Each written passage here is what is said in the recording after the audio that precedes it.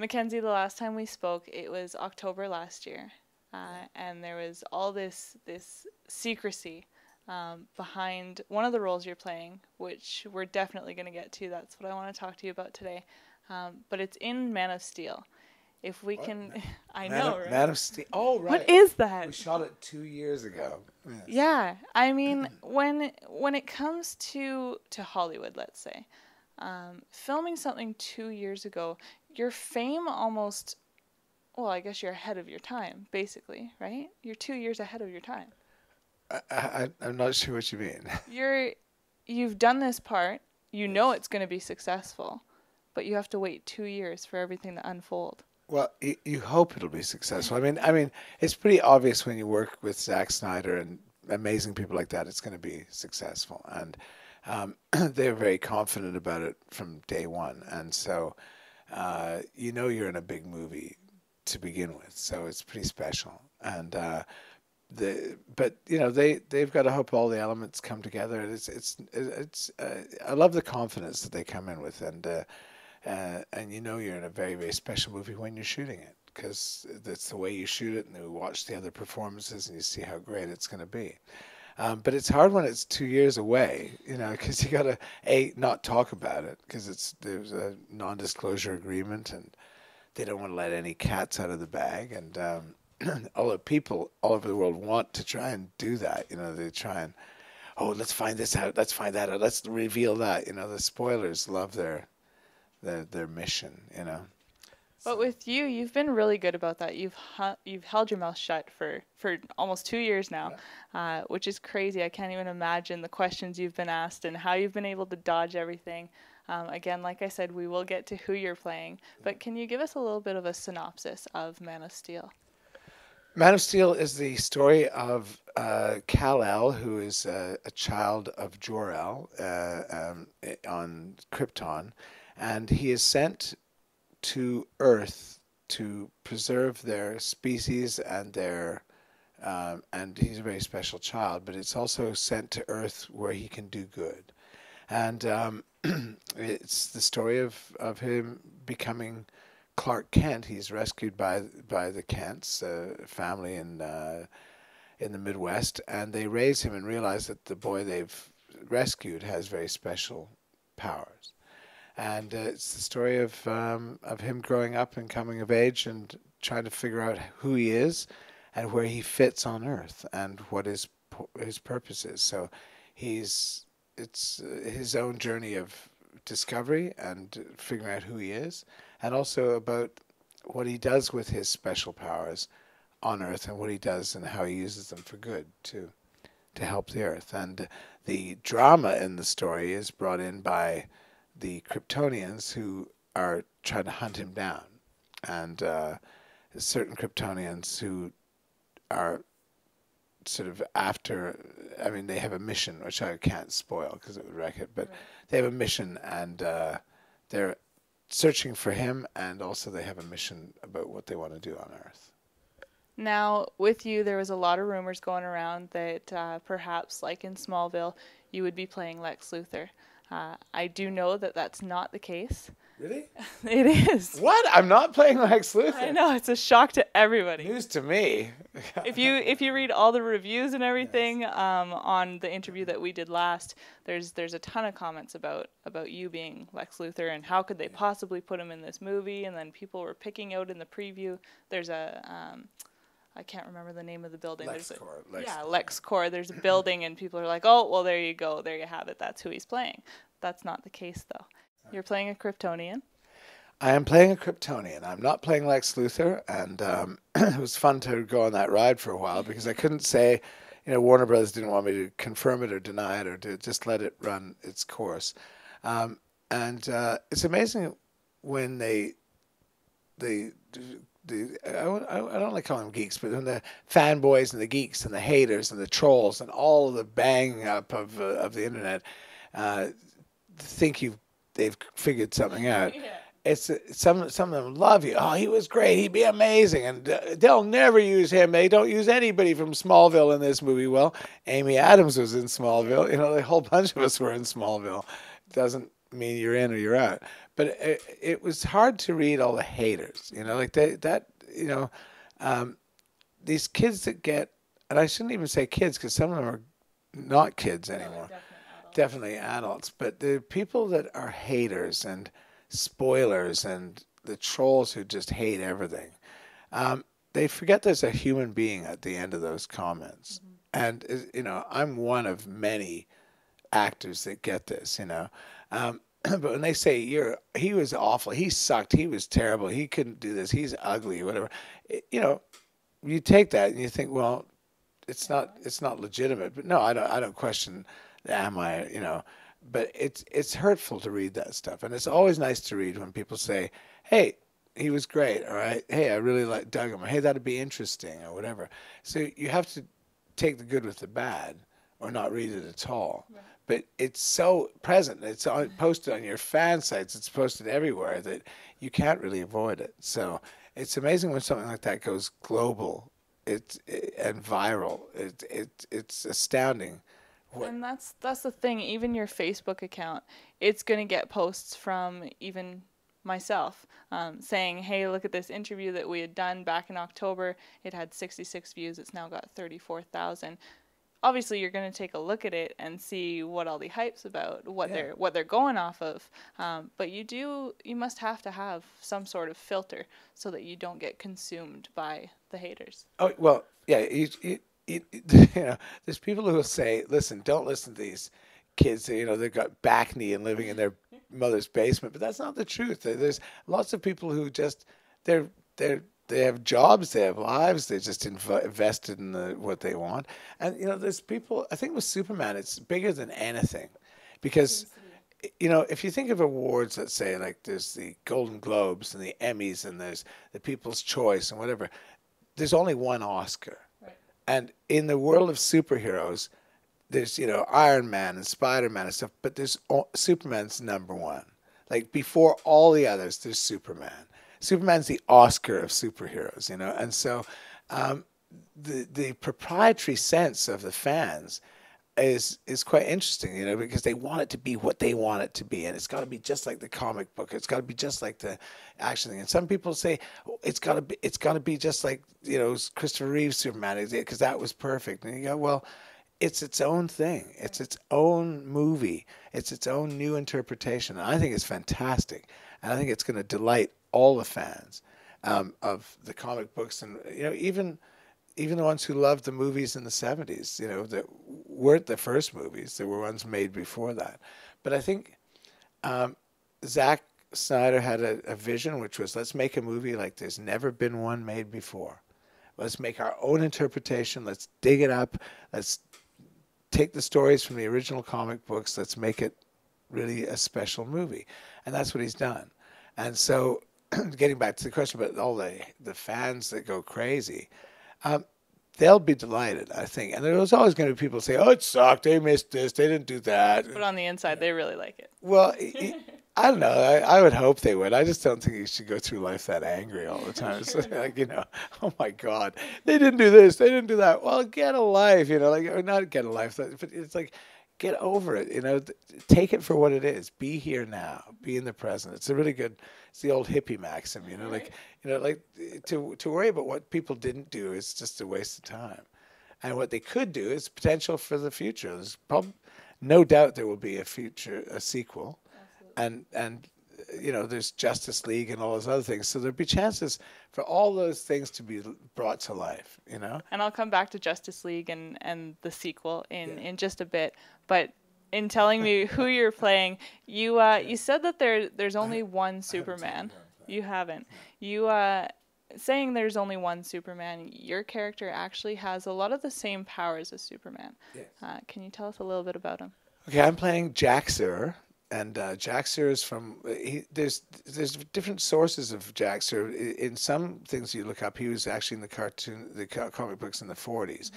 Other people say he appeared in the 60s. But in the research I've done, he's been there for a long time, and he predates Lex Luthor, and he was the original supervillain, and he was the scientist who sent a nuclear bomb to destroy Krypton's moon. and they were trying to overtake Krypton and overthrow the Council of Five, but the destruction of the moon led to jor-el being injured in a spacecraft, and it banned space flight. And then because of his activities, General Zod, Feora, and various different Kryptons were sent to the Phantom Zone, which is a prison essentially. And so, in the movie, we're sent to the Phantom Zone for our activities, and then we escape. And that's true to all the original stories. Various storylines are put in together, but that's what we do. But I'm the scientist, who's figured out how to escape, how to get things done. General Zod is the one who's got the mission, and Feora is his partner, who's also a warrior, a female warrior. And so the three of us are the triumvirate of Krypton. But on Krypton, we don't have any special powers, nor does Superman or anybody. But when we come to Earth, we have those powers. You mean you don't have any special powers compared to anybody else, right? No, all the Kryptons are the same. It'd be like being on Earth. But when we come to Earth, we have the ability to fly and to fight and do things. Feora and Zod are the warriors, and I'm the scientist. So, I run the ship while they do the fighting. Not a bad job. Yeah, it keeps me out of trouble, And when you come to Earth, are you known to the civilians as a Kryptonian, or are you disguised as a scientist? Well, I don't want to spoil the movie, so you have to. That would be giving away too much information. I'll keep that one closed then. But there's pictures now out from the trailer and stuff, and shows me, at least the ones I've seen, in my sort of bare suit, our naked suit, if you like.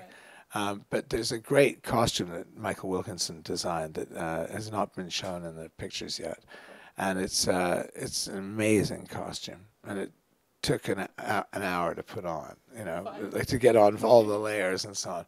But we have the same body costume as Superman. We have the same metal skin and the mesh over it and stuff like that. So. And there's still the sort of like it's not really an S, right? The emblem, that's on your costume as well, right? Yeah. Just a little bit tweaked? Yeah, mine's, for a lot of it's covered up by the larger costume that I have. Okay. But yeah, no, we all have, the S is a universal symbol on Krypton. Yeah, it's not an S.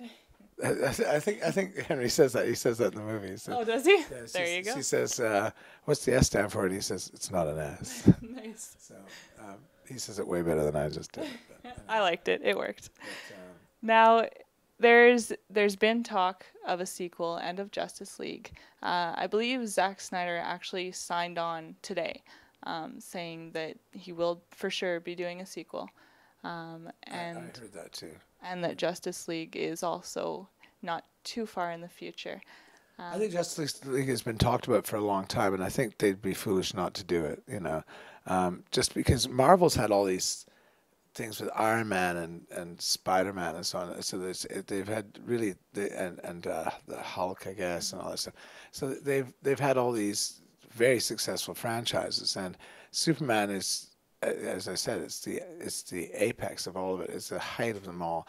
And I think that for the DC franchises, it would be great to tie them all in. And certainly Batman has been. You can't go wrong with Batman and Superman, right? Christopher Nolan's rebooting of Batman was the juggernaut that allowed all the superhero movies to come out. Mm-hmm. Spider-Man and Iron Man and so on, they wouldn't have had the platform if it hadn't been for Christopher Nolan doing Batman, I think. So DC's been successful in that way, more so, I guess. But I think Justice League, there's been a lot of talk for a long time. And the sequel of Superman, they didn't tell us while we were shooting it. And I don't even know. I have to see it. I don't know which ending we've got for me because we shot different stuff.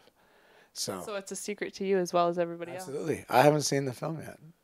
That's kind of cool. See it tomorrow night, so so by the time this airs I'll have seen it, so we don't know a lot of us don't know how it ends for us. So in saying that, you, I guess, haven't been told yet whether you'll be a part of the sequel. No. I haven't even told if I'm getting an action doll. Okay. I'd like one. I Just think putting it out there. Just because it'd be kind of cool to have an action doll, you know. Yeah, I think. absolutely. I mean, Antia they've given her one that's about this big, the Feora, Cool. and it's pretty cool to have your own action figure. Yeah, just Russell Crowe wants carry it around with you, a little mini-me. Yeah, Russell Crowe has said he wants one. He asked him. Yeah, he put it out at the big press conference. He said that's what he wants. You know, so That's not so much to ask for, really, when you think about it. They'll listen to Russell. If I say it, who knows? But you know, It could happen. love one. Yeah. Now, all this said and done, this huge movie coming out. It would. This huge movie is coming out. Action figure. Ask for it. Demand a Jax-Ur. If there's enough demand, they're going to put it through, right? Yeah. They're going to manufacture it. Help me out here. You've heard them. Help them. Now, going from being in Smallville, which, you know, comes into a ton of people's living rooms on a regular basis. You've got your dead set fans. What's it like going from small screen, as you would say, to taking it to the big screen, playing this part? How would you explain the feeling? Do you feel as special, or is it a little bit better? I feel special with every job I get. Like I love every job. I love to work, and it's not about. It's healthy as an actor to separate ego from work, because you need your ego to work, but your ego, once the work's done, has to be just, you're never satisfied. You always want it to be better, and you can look at something and say, I wish they'd used a different take or whatever. I mean, if you're healthy, if you sit back and go, oh, well, look at me, I'm beautiful, and you're going to be in trouble. You're not going to go too far. No, or well, you might, but, you know, in what kind of vehicle, you know. Right. And I think that when I was shooting Smallville, there's a huge responsibility of playing Lex Luthor on Smallville. I had already been on Smallville before in another character, and you know, but you don't feel the weight of it the same way. Although I did with Lex, it had to be very precise and had to be like Michael Rosenbaum's, you know, whatever. And but with Man of Steel, it was different from minute one. And when I got to meet Zach and Debbie Snyder at the callback, I was very nervous, and I'm sure you would be. I don't get nervous normally, and I got great advice from my ex-wife, actually, who's a hairdresser in film and so on. And I was thinking, you know, I'm caught up in this, and we were just having a conversation actually about our dogs, and then she said, you know, the best thing you can do is just go and be yourself. It worked. I thought it was such great advice. It's true, like, just don't try and be what they expect. Just go and be yourself, and it was great advice, and I guess it worked because I got the part.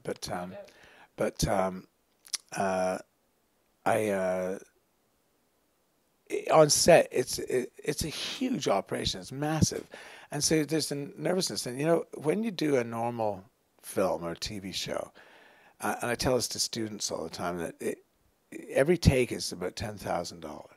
Not every scene, every take, because you got the camera crew, you got all the crew that you're paying for by the minute. No pressure. And you've got the studio that you're renting, you got the camera equipment, you've got the actors.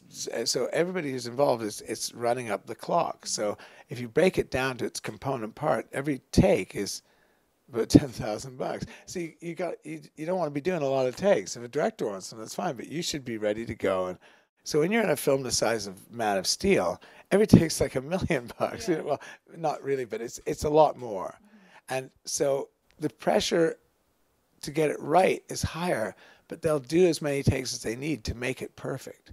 And Zach is a perfectionist, and he won't stop until he gets exactly what he wants. And that's so great. So you just have to show up and deliver. And so the pressure was, I felt the pressure was a little higher. But once we were on set, it was relaxed and it was fun and it was just like making any movie. But the setups were long. We shot 1 page a day. Really? So most movies shoot 3 to 5 pages a day. TV shows shoot 5 to 6 pages. This is 1 page a day. So it was a glacial pace, but we took our time and were very specific. So in that way, it was special because it was just a different way to work. You know. And taking it page per day, That sort of tells you that they did want to make it just right. They did want to please their existing Superman fans as well as new upcoming fans. Well, I think Zach is probably the biggest Superman fan, and so he wanted to please himself and please what it was. He's got a great sense of what's cool and hip. He's really, really tuned into all the zeitgeists, if you like, and he's got great taste. And so he wanted to make a film. I can't speak for him, but I would believe that if he was to say that, he'd say he wanted to make a film that he could enjoy and dig, and it's got good taste. And they wanted to be very careful with the iconography of Superman. Henry is an amazing, amazing actor. He's a wonderful actor, and he was very, very earnest and very sensitive about what Superman would and wouldn't do, how things were, even to the point of there was a scene where some people were walking in with him, Kryptonian guards that we had, and this one woman had placed her hand on his arm, like as if she was guiding him, and she was an extra, and they looked at it and they said, no, you wouldn't do that. You don't need to, because he's powerful still. He's still more powerful than you, but that's not necessary because he's accepting. He's walking in, and it was the kind of detail to take her hand off of his arm. Like every kind of detail like that was looked at and thought out. So it wasn't just there was nothing random and left to chance. So it was very special. That's great. I can't wait to see it. I think it's going to be amazing. I'm really looking forward to it. Yeah. Now, as you know, every time we talk, I do have that one question. The socks. That's right. Show me your socks. Lousy day to ask. Because I just had an audition. I'm wearing black socks. Black again. Hey, you know what? There's nothing wrong with that. They're probably not dirty either. No, they're clean. They're clean black socks. They're fresh today. I'm just happy to point that out. But I did buy some... I bought some blue socks in New York. I've got the diabetic socks, right? Told you about that. And but I got some stripy zigzag socks, and I thought I'd wear them today, but I didn't get back in time. So hey, it's the thought that counts. It was the thought. I was going to find something fun and kooky to wear for you. I appreciate the thought. I know it was there. Socks, you should. Did you see mine today? No. I'm doing a bit of a Justice League thing here. I know you got some. I'll show you when we stand up. But I've got a Superman and a Batman one on actually. Oh, fantastic! Well, Christopher Nolan would be very happy to hear that. I'm sure that Superman and Batman socks. She's a franchise champion. All right. I do what I can, one cape at a time. Thanks, and thanks for wearing such colorful socks. Anytime. All right. Next time, I promise I'll wear. All right. I'll hold you to that. All right. Okay.